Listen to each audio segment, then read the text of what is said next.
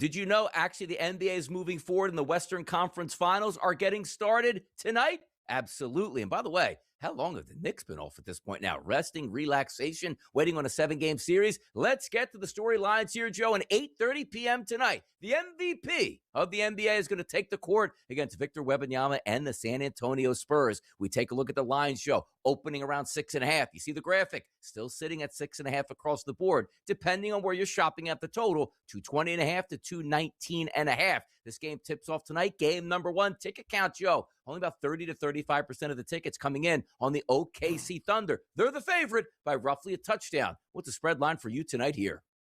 Yeah, I mean, listen, the Thunder on paper, certainly pretty much running it back. I believe Jalen Williams now, the hamstring looks to be healed since he's had, I don't know, a month, 2 months off here now in order to be able to get ready for the Spurs. But yeah, this was, Donnie, the series we were all hoping that we would get because it's going to be better than likely anything we're going to see in the NBA Finals. I think the NBA knows it. Yeah. I think we all know that the champion likely coming from this series. But boy, oh boy, I mean, look at what this line has done, Donnie. 5.5 is an open in the look-ahead spot. It is sitting 6.5, and to every place I look, the ticket count and the money is all on San Antonio, but yet I'm still seeing 6.5. So somebody is really liking the Oklahoma City Thunder to repeat. They have been phenomenal at home, Donnie. The question is, you haven't played in a month.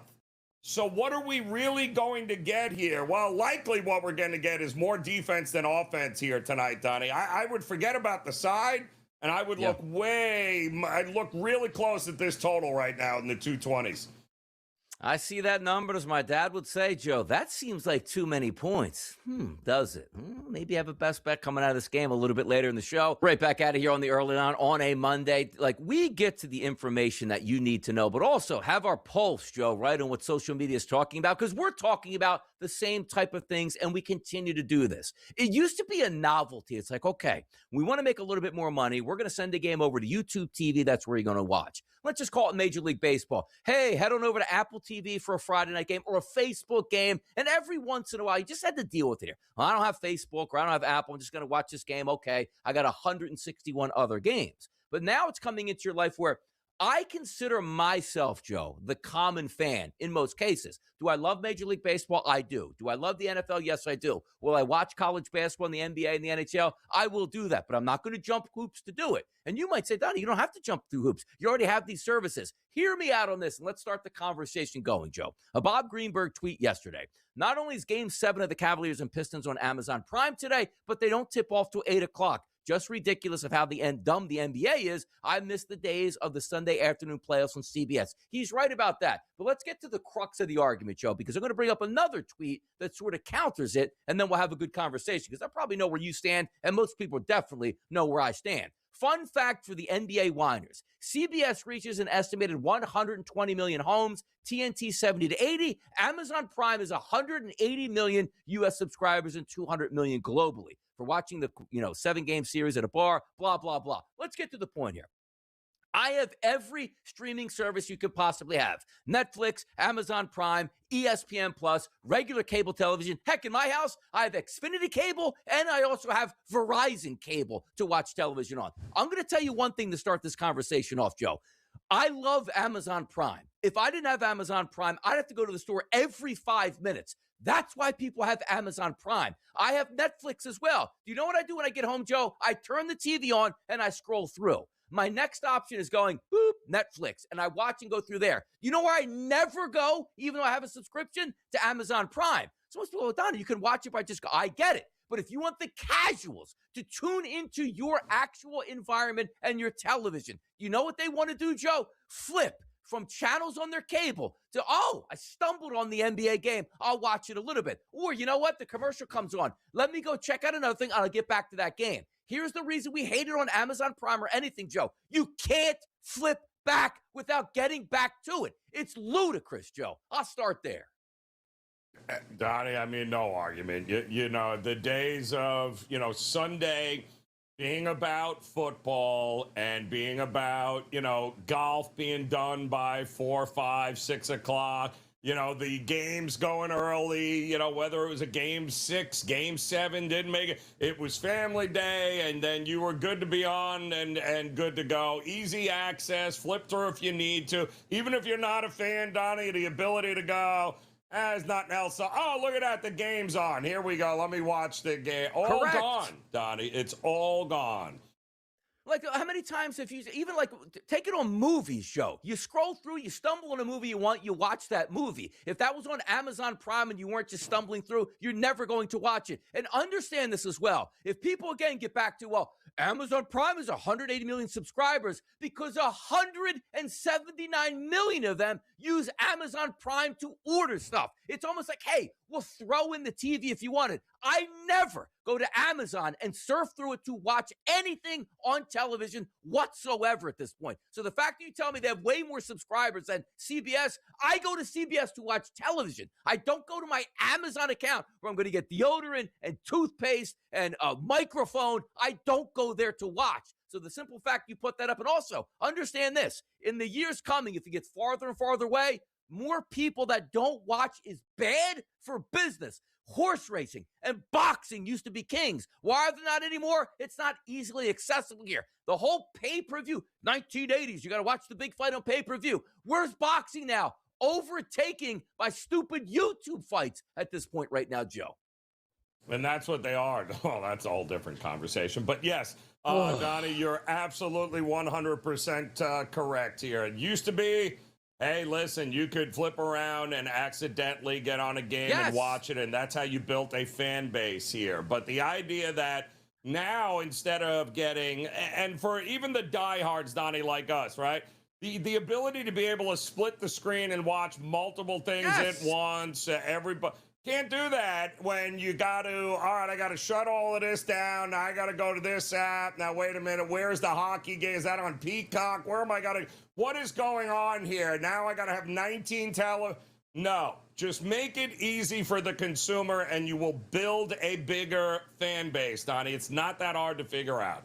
And I'm going to talk about older heads, right? Like, I'm almost 50 years old. Like, we're middle-aged at this point. The old heads, they have no idea how to get to Amazon Prime or what channel. Like, you're just cutting it off and saying, okay, digital. And understand this, too, about ratings, Joe. You know what counts probably as ratings for Amazon? If I go and say, hon, ran out of dog food. Let me go to Amazon.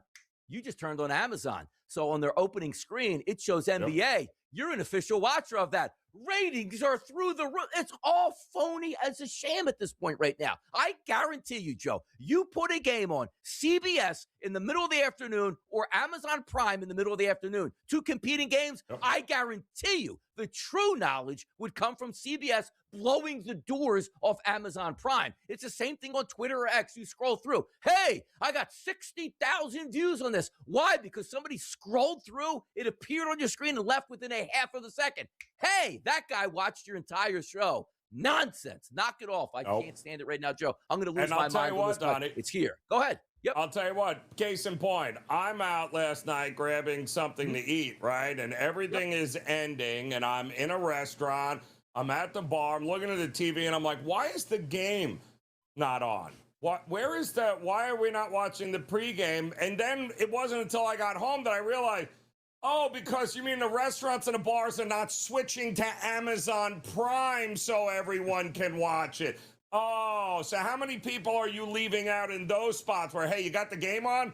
Yeah, no, we got no, we don't have Amazon Prime here in the, what are we doing, Donnie? What are we doing? No, and again, it might not hurt now because the money is there and these places are just doubling down. But what happens when they take your product for 5 to 6 years, gain those people that actually want to watch the NBA and hook them into Amazon Prime and then drop the NBA, drop the NFL? Like, it's not worth paying the NFL $3 billion for this product. We'll just go away. And they go, oh, let's just go back to TV at this point. Just put it on where the most people can watch, charge the ad fees, and you'll be just fine. Because sometimes, Joe, taking all the money doesn't make the sense here. You play the long game. More people that can watch, more fans for life, buy more merchandise. And again, it's all, Joe, it's the casual. Look, put this way in Las Vegas, right? Go buy a casino and you look in the doors and be like, doesn't look like it's too happening in there at this point. There's not a lot of music being played. I don't see very many people. We'll just keep going down. Next casino you get to, whoa, Looks like people are drinking, having a good time over there. Let me go in there. You know what just happened, Joe? That guy made a conscious decision because all he's doing is channel surfing to find what he wants and goes to take it. But you know who's not going to get it? Go to the next casino. Well, it's closed. Oh, I'll just keep walking at this point. That's what we're talking about. The casual is going to flip through and stumble on your game because contrary, Joe, to popular belief, not everybody knows there's a Game 7 on. Not everybody knows baseball's here and NFL is here and NBA is here. But you know what I guarantee? Boy, tired after a long day, turn the TV on. I don't want to watch that. You know what? That's right. Game 6 of the World Series is on tonight. Let me just sit back and watch this game. If that was on Amazon Prime, that guy's never doing that and probably just settling on something else at this point, Joe. Great topics here in this thing. Look, Joe, bringing the heat on what the people need to know. We're opinionated, Joe. We let them know. Yeah, well, I mean, listen, and the funny part is, and it's ironic and serves them all right, Johnny, is anybody that even had to go through the aggravation of finding it on Amazon Prime last night, you got, what a Game 7 you got. Likely that was off by the time, I don't know, 45 minutes into the game. You were like, I'm going back to, this is, not doing it. And by the way, if the Amazon Prime just saved the SGA announcement for being a back-to-back MVP, nobody would have found out. Thank goodness for Shams. Tweeted it out. Now we knew, and we didn't have to tune into a subscription service to find out. Oh boy, it's Monday. We're just getting started. Oh, we got topics to get to here. I always want to be commissioner of all sports because I think I have the common theme of the common fan in place. We just want to sit back and watch it. Games we can always watch. Now, where am I going with this here? Find out. It's Donnie Right Side. It's Joe Ranieri. And it's Kevin Walsh on a Monday, rising and grinding. He looks puzzled here by that question. He doesn't know what I'm going to ask, or does he? Huh? I know. And I once again, it's like, hey, guys, there was a Game 7. Donnie's like, what if I lead with the 114th most interesting element of that game? Yes, correct. And you ready for that? It was on Amazon Prime, which everybody has Amazon Prime, which is just fine. But my question, Kevin, is bigger at, why do we start this at 8 o'clock? Oh, that's right. The NBA's got 3 more games to play before it. There's no other windows you can use it in. Put that game in the middle of the afternoon and watch the ratings go up and watch everybody make more money. But you put it on Prime. Nobody watched it. And what happened? It was a blowout victory, which is perfect. Cavaliers move on. Pistons go down. 1 seed is out. Cavs move on to the Knicks. And I'm hoping, which, by the way, was that let me ask you this question, Kevin. I think it was the last Amazon Prime game. Wonder why? They want people to watch the Eastern Conference Finals and the NBA Championship. No? Well, I don't know. Shams was out there spoiling their big MVP announcement on Amazon. So I listen, again, everyone has Amazon Prime. If the game's on, you watch the game. We don't have to pretend that matters. As far as the game goes, though, the interesting thing, when you look at the 4 conference finalists, 3 of them are like all supposed to be here. And then it's the Spurs from the preseason element. It's super supposed to be here if you think back to how last season ended. When the Eastern Conference, when the dust settled on last year's postseason, the Knicks and Cavs were in a deadlock for, if you don't win the East next year, it's a disgrace. Because the Celtics and Pacers had their number 1 star out with a torn Achilles. The Bucks weren't a real basketball team. Sixers kind of fit that description as well. So it's funny. It was a long road to get to New York versus Cleveland. But I can't say, despite the fact it's a 3 versus a 4, it doesn't feel like that, at least to me, when I line these teams up. It's going to be, I think, probably better than what we're going to get in the finals, no matter who wins this series. But, we got to take into consideration, I can't even remember the last time we watched Oklahoma City play a basketball game. And even then, it didn't feel like they broke a sweat. What do you do in game 1s in situations like this? Because the Knicks are going to be the same thing here. Are you expecting more up-tempo? Are they going to try and just go as fast as they go? Are they going to slow this thing down? Is there rust? How do you approach this game? So I think once again, we talked about this when the Knicks played the Sixers. It feels as if there's a real tax being put on anybody who wants to bet New York. I know that game's Tuesday, but 7.5, that is more than obviously Oklahoma City is laying to San Antonio. It feels like a full 2 points potentially for the spot of having played a game 7. Where I think that might even be more relevant for Knicks Cavs is just Cleveland's played 14 games this postseason.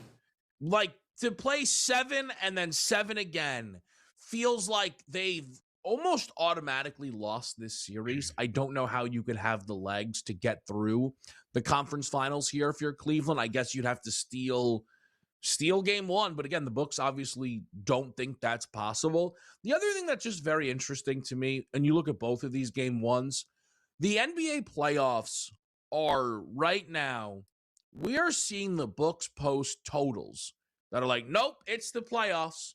And usually, right, you're like, let me be smart about this, man. This is an under spot.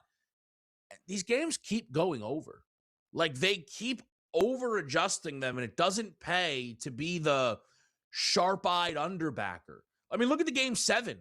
205.5 crashing down, 204.5, 203.5. Game flew through the number.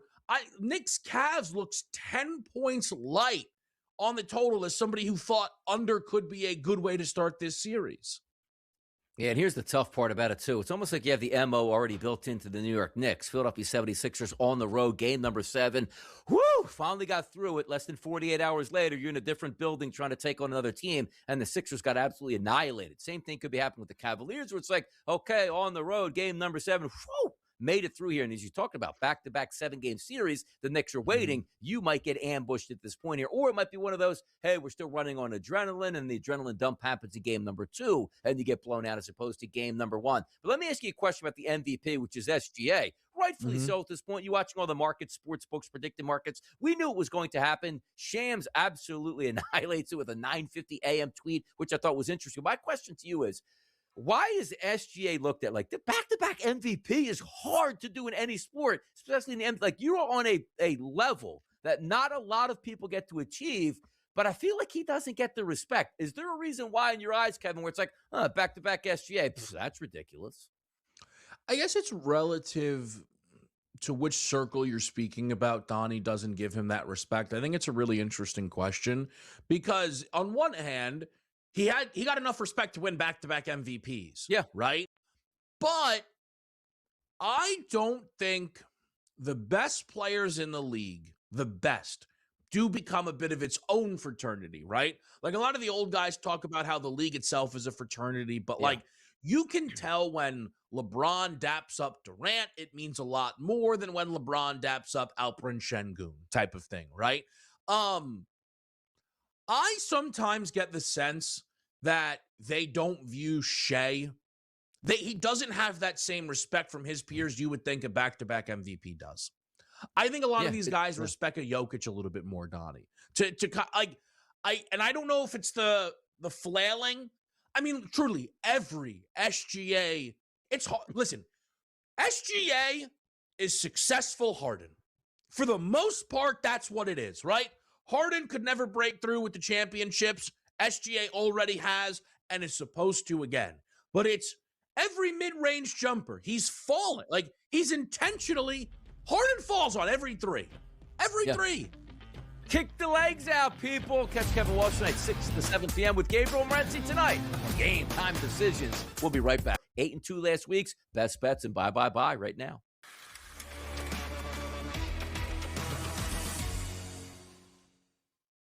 Where do we go, Joe? Best bet on a Monday. Take it away.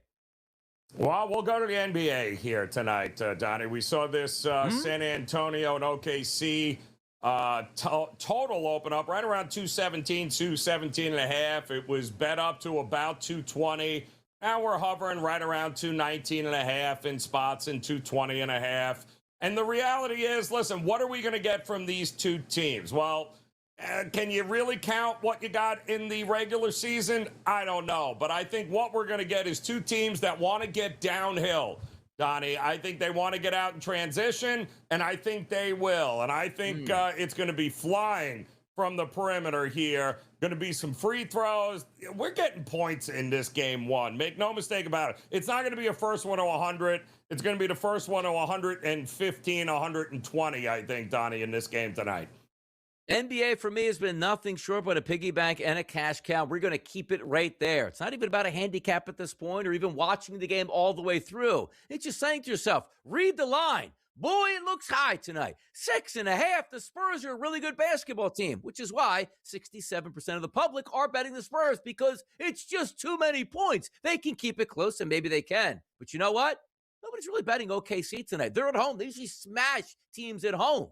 I'm going to lay the 6.5 points tonight with the Oklahoma City Thunder. They're good. The Spurs are good. But that line's telling me something right now. Boy, that's high for a reason, and we're going to ride the high. OKC gets the cover, and we go 2-0 to open it up. Hey, just like Game 1 of the Spurs Thunder is going to take place tonight. Western Conference Finals, tip time, 8:30 p.m. Eastern on the Kalshi Marketplace. The favorite at 67% has a chance to win this basketball game. It's OKC. Contract price, yes, is 69 cents, which means Oklahoma City wins outright tonight, Joe. A $100 investment pays back $145.